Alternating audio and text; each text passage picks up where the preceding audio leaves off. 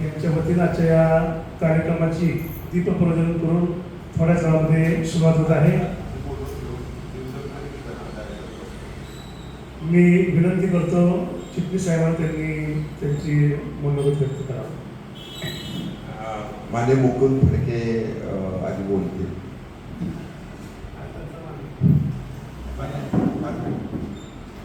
सर्वांना नमस्कार. आज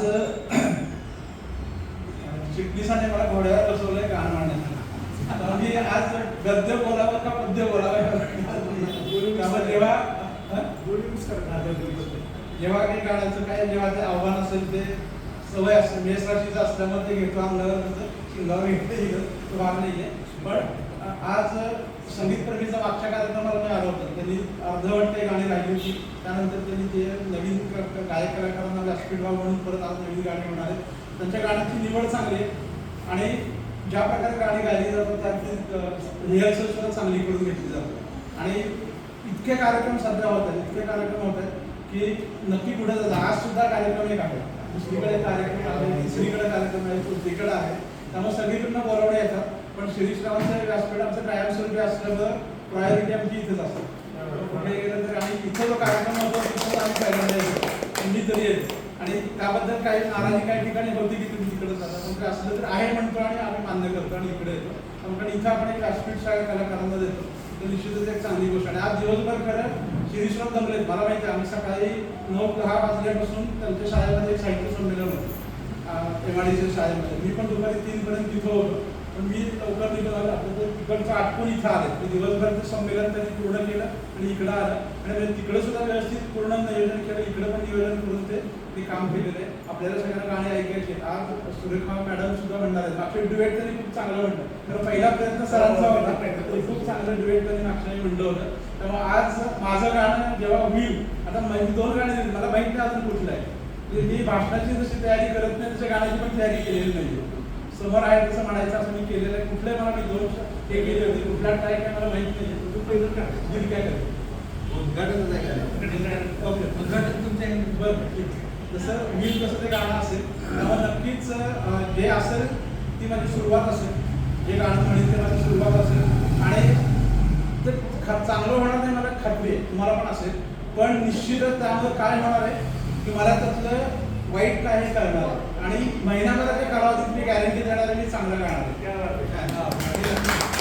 त्यामुळे मला त्यासाठी हे एक भीती घालवणं की खूप वर्षापूर्वी भाषणाची भीती होती. पण मी एवढी भाषण करायला आता किती 1000 मार्क असला तरी भाषणाची भीती आता वाटत नाही. तसं एक भीती घालवण्यासाठी हाचा प्रयत्न आहे. आणि नंतर महिनाभराच्या कालावधीमध्ये एकदम सरावल्या पद्धतीनं निश्चितच मोठ्या मोठ्या गायकांसमोर विजय सावंतसारख्या महनीय गायकांसमोर सुद्धा मी गाऊ शकेन याची खात्री मी तुम्हाला देऊ शकतो.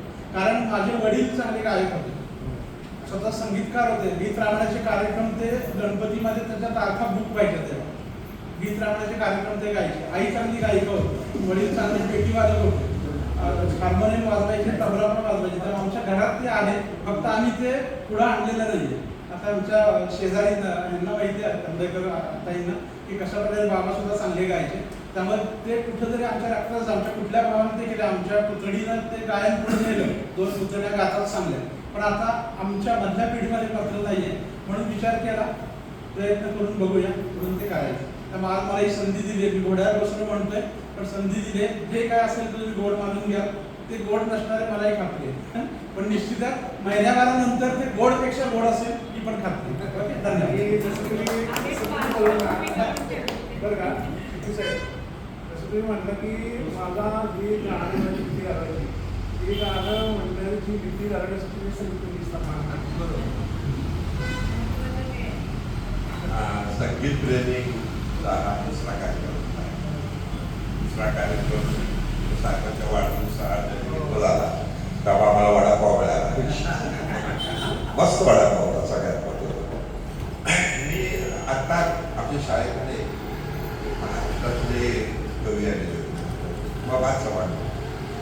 त्यांनी सातारा जिल्ह्याला किती वर्ष झाली म्हणून एक अजिंक्य ताऱ्यावर गाणं केलं होतं. ते आकाशवाणी बाबा चव्हाण प्रचंड सुंदर गाणं आहे, म्हणजे गीत आहे. त्यांनी बोलता बोलता ते एक कविता म्हणते. त्या कवितामधल्या शेवटच्या 2 ओळी अशा होत्या ज्याला आई नाही त्यांनी मातीत मिसळावं, मातीवर प्रेम करावं. आणि त्यांनी त्याचा अर्थ सांगितला तेव्हा मला अतिशय भावला. ते म्हणजे मातीत मिसळावं, मातीवर प्रेम करावं, मातीत राहावं, अर्थ काय? तर तुम्ही समजा तुम्हाला कबड्डीमध्ये आवड आहे तर कबड्डीची माती तुम्ही डोक्याला लावून घ्या. कबड्डीमध्ये एवढं तुम्ही एकरूप व्हा की त्याची माती डोक्याला लावून घ्या. समजा संगीतामध्ये संगीताचं करा, समजा खो खोमध्ये आहे, कशामध्ये पण असेल. म्हणजे ज्या आई जी प्रेम करणार आहे तुमच्यावर तेवढं प्रेम त्या खेळावर, त्या अभ्यासावर, त्या कलेवर करा की ती कला तुम्हाला आईचं प्रेम देईल. म्हणजे थोडक्यात म्हणजे त्यांना आईचं पण विसरण्यासाठीचा त्यांचा एक मार्ग त्यांनी थोडक्यात सांगितला आणि तो मला अतिशय भावला. म्हणजे माझ्या असं लक्षात आलं की मी सुद्धा काय गाणी म्हणतो ते मला प्रचंड काय टेन्शन असतं आणि माझ्या लक्षात येतं की आपण गाणं म्हणायचंच म्हणजे पण टेन्शन जातं थोडक्यात. म्हणजे संगीत हे असं आहे की जे तुम्हाला आयुष्यामध्ये कोणत्याही वेळी तुमचं मनोरंजन करते, टेन्शन घालवतं, सगळं काम ते संगीत करत असतं. त्याच्यामुळं संगीतप्रेमी ग्रुपचं कौतुक केलं पाहिजे की ते सगळ्यांना अशा पद्धतीने संधी देत आहेत. पण त्याला मी एक सांगितलं की इथं जर लोक यायचे असतील तर सगळेच जर कलाकार नुसतेच तुम्ही शिकणारे घेऊन उपयोग होणार. तुमचं गाणं ऐकायला इथं आलं पाहिजे, त्याच्याबरोबर बाकीचं ऐकलं पाहिजे. जसं आपण बघतो की काय वेळेला बघा म्हणजे आता असं करायची पाळी आली की खेडेगावामध्ये स्वतः भजन असतं, भजनाला गर्दी असते. तर भजनाच्या वेळेला फडक्यांचं वैचारिक भाषण ठेवायचं आलं कारण ती भजनाला आलेली मंडळीची गर्दी असते. तसं आपण प्रयोग चालू केले. बरीच मंडळी आता इथली वेगवेगळ्या आमच्या कार्यक्रमाला यायला सुरुवात झालेली आहे. तर ते हे सुद्धा महत्वाचं आहे की संगीताबरोबर तुमचं वाचन हे सुद्धा महत्वाचं आहे आणि तुमचं वैचारिकपणा पण त्याच्याबरोबर महत्वाचं आहे. जे एखादा गाणं जसं आपण म्हणतो की लता मंगेशकर यांचं गाणं हे सुंदर का जास्त सुंदर का व्हायचं तर त्यांचं वाचन प्रचंड होतं. की मोनी दांडेकर जेव्हा शेवटला आजारी होते त्यांची दोन्ही डोळे त्यांचे दिसत नव्हतं तेव्हा लता मंगेशकर जाऊन त्यांच्याशी चर्चा करायची. ते असं म्हणून ठेवलेलं आहे की त्याच्यामुळे त्यांना साहित्यामध्ये प्रचंड आवड, प्रचंड अभ्यास करायचा. म्हणजे एखादं तुमचं लोकगीत म्हणायचं असेल तर त्यांचा एवढा अभ्यास असायचा लोकगीताचा की तो अभ्यास त्या गाण्यामध्ये त्यांचा उतरत असायचा.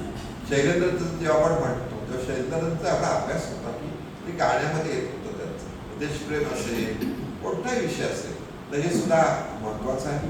आजच्या कार्यक्रमाला विजय साबळे उपस्थित आहेत, आमचे जुने मित्र. सर नाव काय तुमचं? चौगुले या ठिकाणी आहेत. तेव्हा मला लक्षात आलं की या कार्यक्रमाच्या निमित्ताने म्हणजे जुने मित्र मला भेटत आहेत. शेजवळ सर या ठिकाणी आहेत, माननीय कुलकर्णी आहेत, यादव आहेत. मी सर्वांचं स्वागत करतो आणि सर तुम्ही बोलणार 2 मिनिटं आणि आपण दीप प्रज्वलन करून कार्यक्रमाला सुरुवात करूया. धन्यवाद.